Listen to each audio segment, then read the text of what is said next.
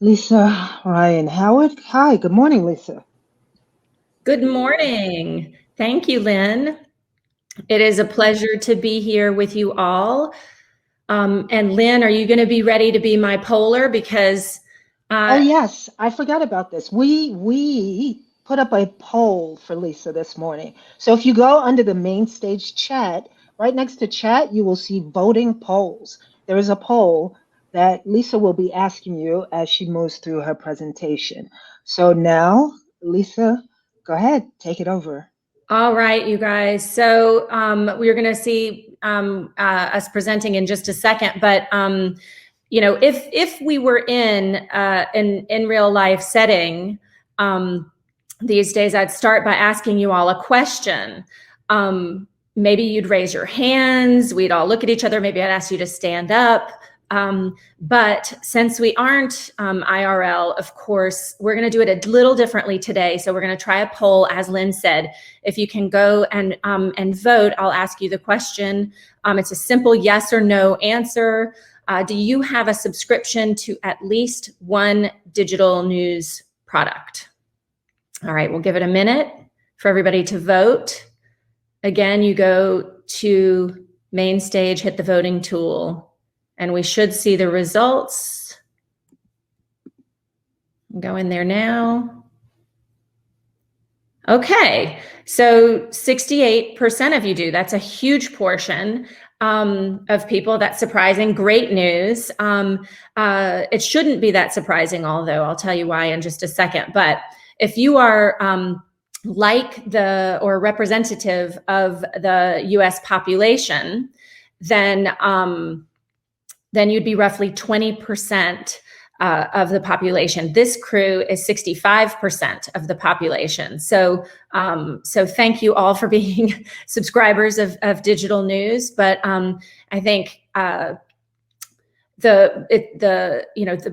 main point here is that it's pretty impressive considering that there wasn't much of a paid consumer digital news business to speak of just 10 years ago. Now I'm going to imagine that I'm calling on one of you in the audience. Let's say your name is Sam. You're one of about 150 to 200 million monthly New York Times readers, and you voluntarily and transparently opted into our survey. You're doing the survey despite no compensation or any benefits, aside from helping the Times understand you better. We now know you, Sam, are a woman age 40 who's a decision maker in healthcare, who's making $250,000 a year. And let's say you have over $2 million in the bank to invest. In other words, a lot of people want to be Sam right now. Sam wouldn't volunteer this information to just anyone, especially with nothing personal kind of in it for her. She volunteered it to the Times because we were clear with our intentions around it and because she trusts that we're going to respect her privacy, and she's confident that we'll not use her information in any creepy ways or lose control of it. There are a lot more things that I understand about Sam as a New York Times reader, like what she is reading on site, how she comes to us, as it helps us understand her better and personalize for her.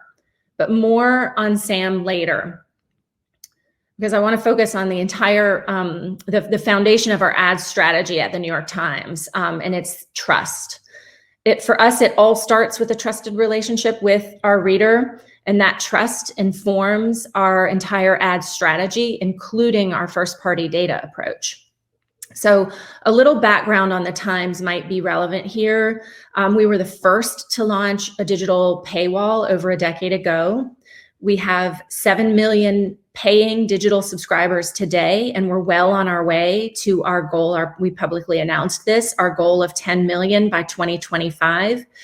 Now that paying audience is not only worth well over $1 billion annually in revenue to the company, as the most subscribed to digital news organization in the world, it means that we've been successful in our broad enterprise goal of making a digital news product worth paying for. The next phase, by the way, is about expanding into additional paid options outside of the core report. This is where my heart lies, in the form of cooking and games. And you're going to hear more coming from us about new products launching outside of the core news product. So if you're addicted to the crossword mini or my personal favorite, Spelling Bee, then feel comfortable knowing that there are healthier options than your Instagram feed. So if our audience is our greatest asset, and we believe that it is, then we need to know them really well. And because we have that solid subscription coming in, we've been able to invest in our data to a degree that most publishers can't. There are 100+ data scientists and analysts at the Times building out a sophisticated, scaled set of data.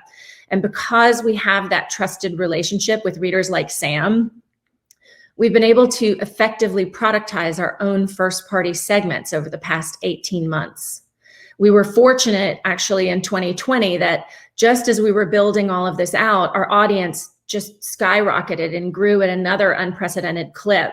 So we've been awarded with more and more data points to help build out new products and capabilities, and also to provide valuable insights to our ad clients at scale. So putting our readers first and making a product worth paying for means that we've had to make hard choices. We've removed open programmatic from our most premium environments like our app, and we've prioritized data privacy in areas where we could have been more invasive. What we've learned is that being on the right side of data privacy doesn't mean sacrificing audience insights. It means being more creative about innovating with our first-party data. And importantly, these innovations are positioning us well in the face of GDPR, CCPA, and the changes around IDFA and the cookie. So we know that the value of a publisher's advertising suite will only be as good as the value of their first-party data and what they can do with that data. That's why we've spent the last year and a half devoting our resources to building audience models that are both performant and accurate. And I'll show you give you a little bit of kind of inside baseball of how we did it. For the New York Times, content is where we've been winning for years. So we started there. Emotion-based products, or understanding how an article makes a reader feel, has evolved the way our industry thinks about contextual. And it's this plus a proprietary topic model capitalizing on the unique breadth and depth of Times content that has allowed us to tap into the 150 to 200 articles we publish each day. And that's, it's really unique. We were talking at one point about fungible tokens, and another it's a trip to Florida, and another it's the new feta cheese cooking craze. So there's a lot of kind of insight that we can garner from that breadth. But contextual products have driven high engagement benchmarks and been super popular with advertisers. They outperform IAB standard click-through averages by almost 7-fold. So the second thing we did was, moving from context to motivation now, we demonstrated to advertisers that it's not just about hitting your target audience wherever they're reading to drive performance. It's about finding new and familiar readers in relevant story environments where they're more receptive to the ad messaging. And so motivation has been kind of the second kind of entry point for us, and very successful. And then our natural evolution was into audience. So who are the people reading these stories? Our first wave of socio-demographic segments first launched last summer, and we've come a long way since then. All right, so remember Sam? She's our healthcare decision maker who makes a very nice living. At this point, around 200,000 people just like her have filled out our surveys. People that represent, I think, the diversity and varying interests of our audience. So everyone from Gen X, Gen Y, Gen Z, retirees, new parents, CEOs, you name it. And it's that trust at that scale that separates us from any other publisher in the space. It's that trust and that scale that has enabled us to create a portfolio of almost 100 different first-party audience segments. And in just a year and a half, we've successfully created privacy first segments that are built for accuracy and performance. So we've not only been able to productize in demand segments like household income, because our readers trust us enough to share such personal information. We're now at a place where by the end of this month, our portfolio will have almost 100 segments, and we'll begin to exclusively offer first-party targeting solutions, no more third-party. And last but not least, we don't want to look at both context and audience in silos. The two work together to strategically inform plans that hit on both elements. We know Sam is a 40-year-old woman. We're de-individualizing her and adding to that the type of content she's engaging with to gain deeper insight about her. So readership represents an entire journey encompassing how someone spends their time with the Times and how they're engaging both with the stories and the ads that they encounter therein. So I'm going to pause here for a minute because that's a lot. And I'm also going to just acknowledge that we have some distinct advantages at the Times.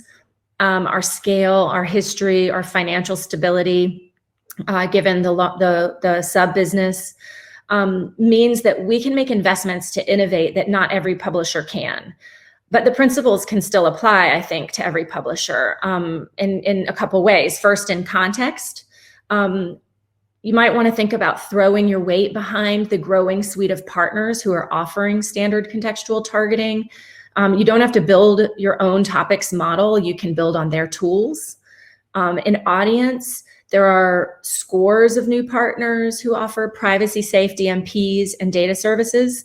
Some of these can create simple kind of first-party powered segments, and others let you connect data with your clients. And then the third is people power. The people power, even with the size of our data organization, there's always more demand than we have in resourcing. And I'm sure that's true for a lot of you as well. So I would look for shared opportunities. Could an ad team join with data on readership happening out of edit? Could your sub-marketing and ad team split the cost of a new head or two to help you explore and manage these solutions? We've tried both of those things, and it's worked quite well for us. So how are we thinking about advertising in 2021 and beyond? As we continue to develop and expand our first-party segments, we're asking ourselves what we can bring to the table that is differentiated. As opposed to copying what was previously available in third-party, we know that there are certain segments and certain levels of specificity that we will never have the data to effectively model. And we're not interested in sacrificing the rigor or scale that we require just to sell poor quality audiences to our clients. So we're leaning into what we do best.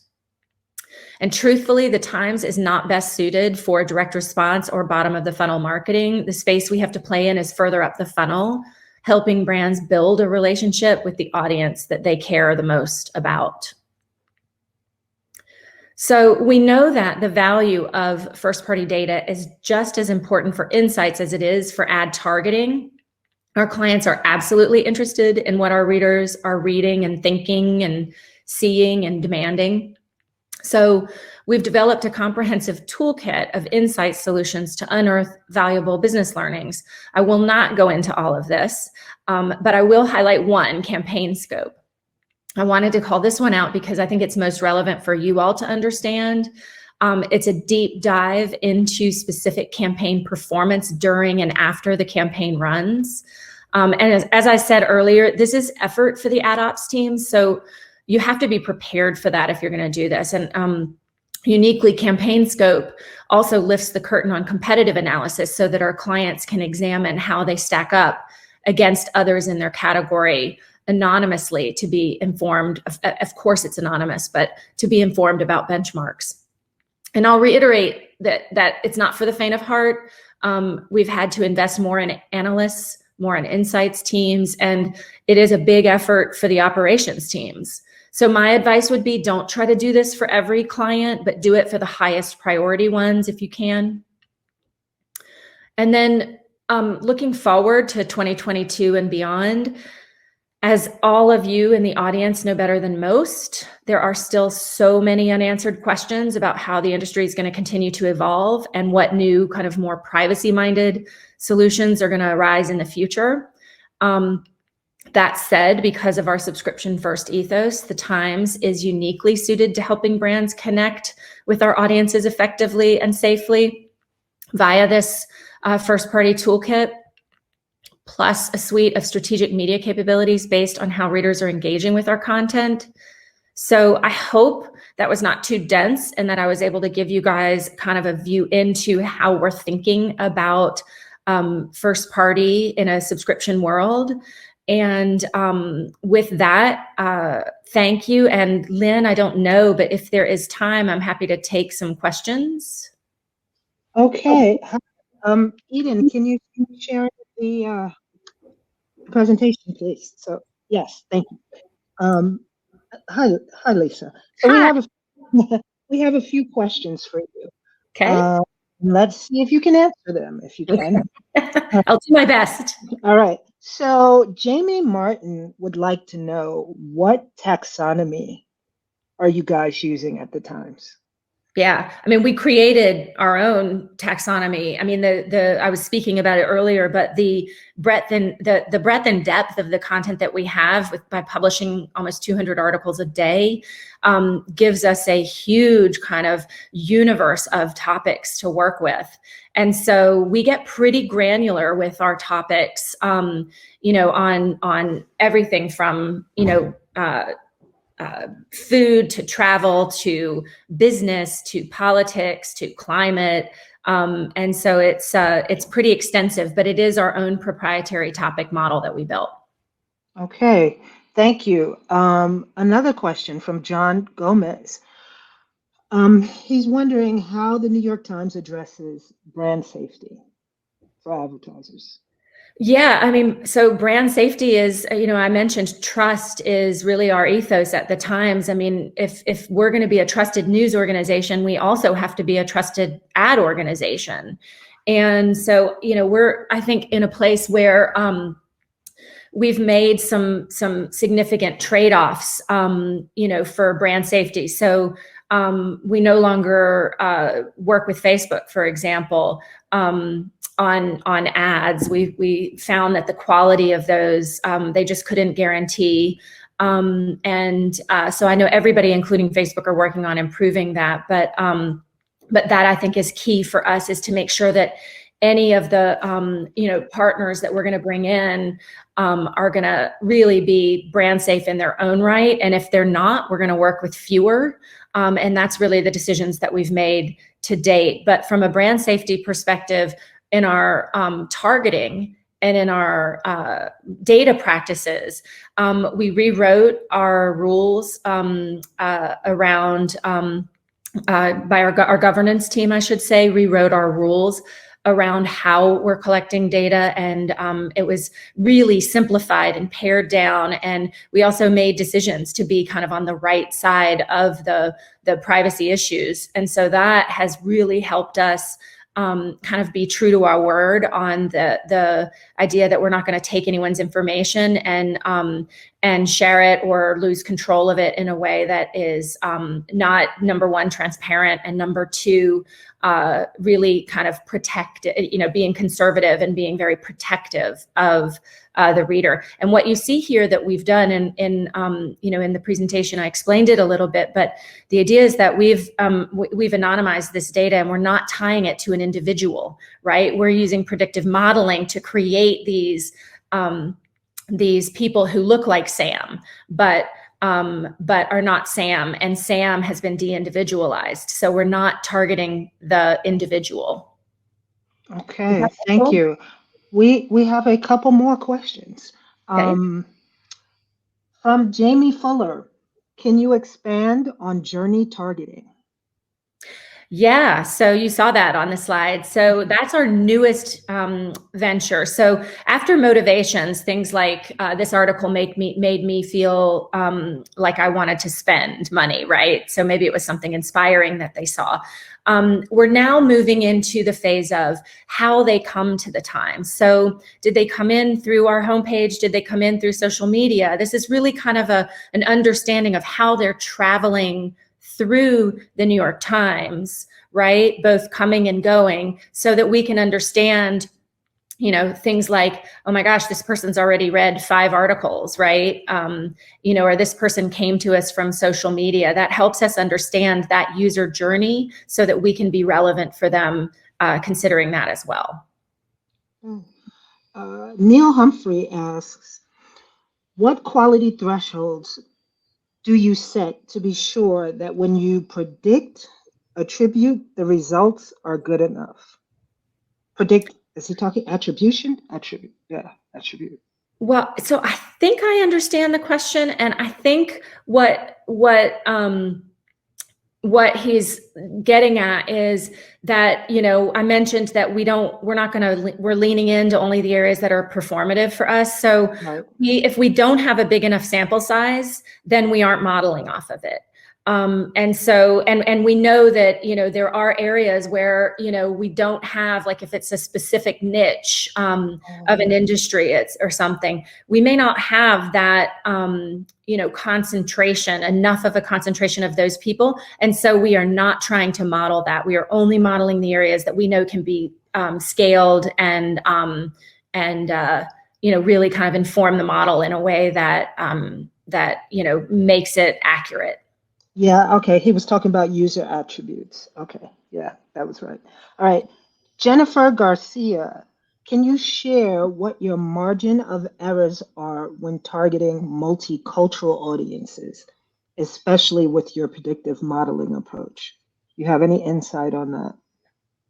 Yeah, I mean, I think we don't. I'm